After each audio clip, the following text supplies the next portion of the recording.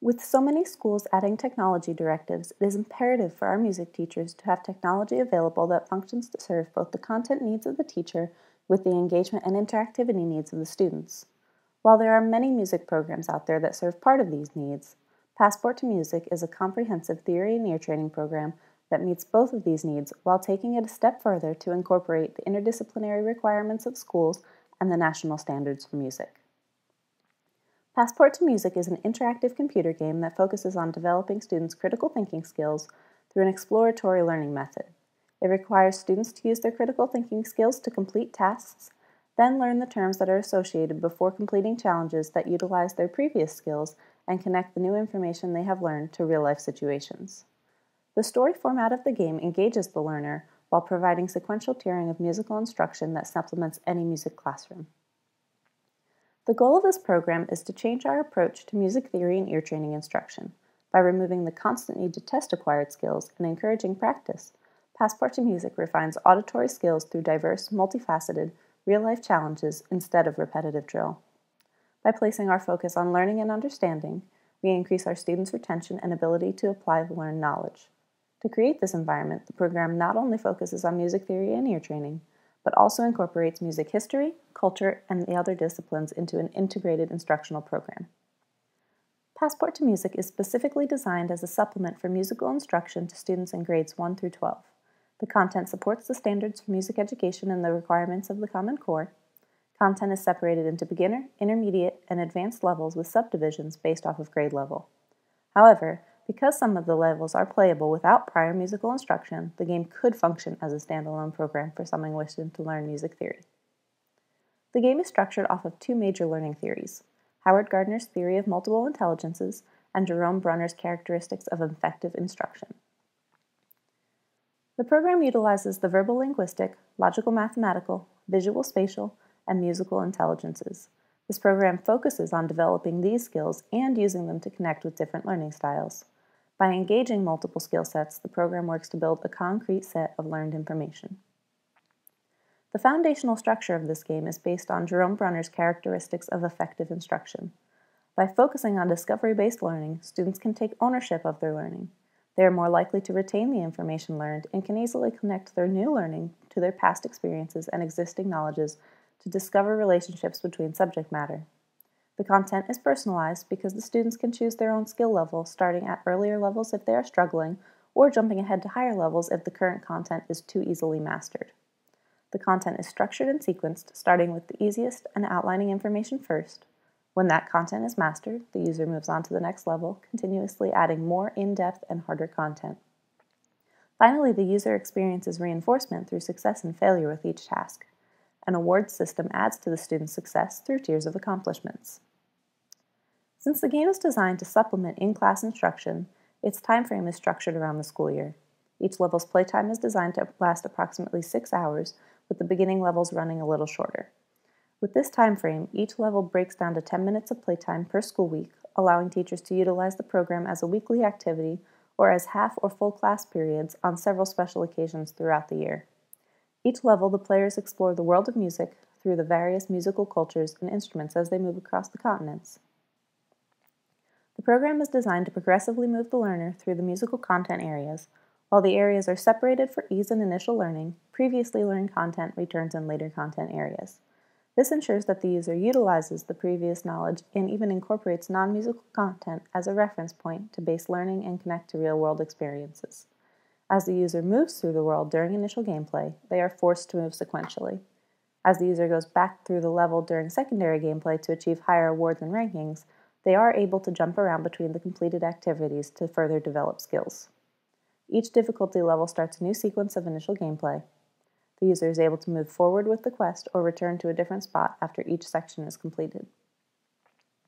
Upon opening the game, this screen appears, allowing the user to log in to their account or quit out of the program.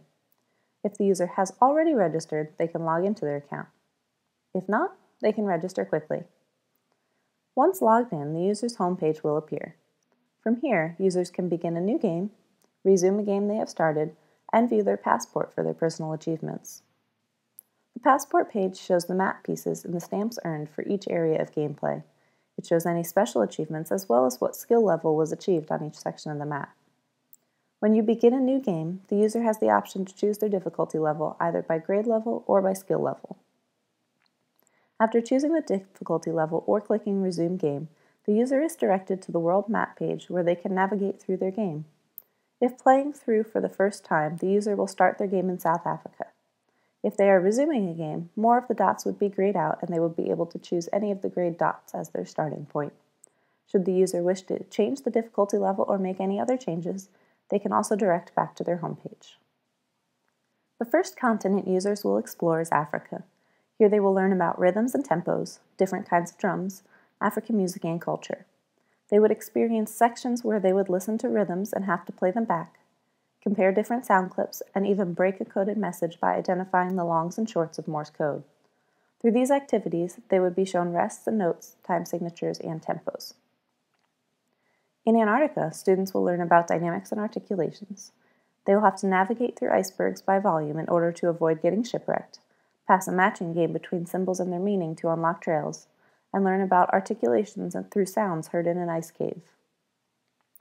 As the user reaches Australia, they begin to learn about pitch, clefs, key signatures, and intervals. By spelling out words by note name and matching them to road signs, the user will navigate through the outback. The user will also play with pitches to match sound clips and create their own 3-note ringtone for incoming calls they receive while in the outback.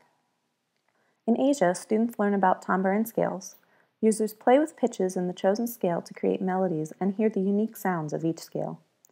After witnessing a crime, the user must listen to a soundscape and try to solve the crime through vocal identification and sound clues left behind. As they travel across the country, the user will also learn about the culture and instruments found across Asia. After reaching Europe, students will learn about melody and the history of Western music.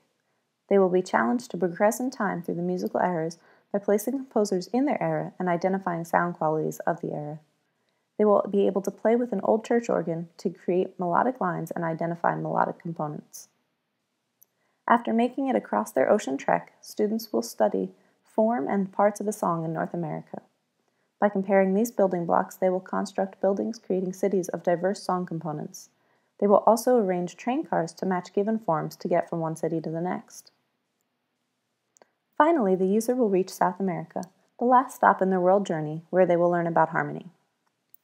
The user will be able to play around in the rainforest, adding or removing the sounds of birds, leaves, and other animals. Through a river demonstration, users will get to see how each layer or river adds to a musical piece.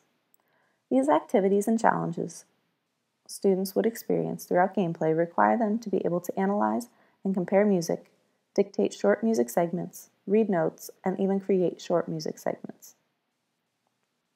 In terms of development, the project is fairly extensive. Game design will take about 300 hours, research 200 hours, and the scripting will take approximately 900 hours. The extra scripting hours will be for all of the different grade levels since game design will remain the same, but the content will change. 200 hours will be allotted for text and image editing, 480 for project management, and 1,700 for programming. Again, the focus on programming hours is similar to the scripting in that it accounts for the extra time spent on each level. 300 hours will be allocated to checking the program for production quality. When these phases are complete, there will be an extra 6 weeks to beta test and edit, 4 to manufacture, and 2 weeks to package. Each game for one of the grade level sets would cost about $60 if bought on its own, and as a classroom set would cost $55 per unit. Any questions?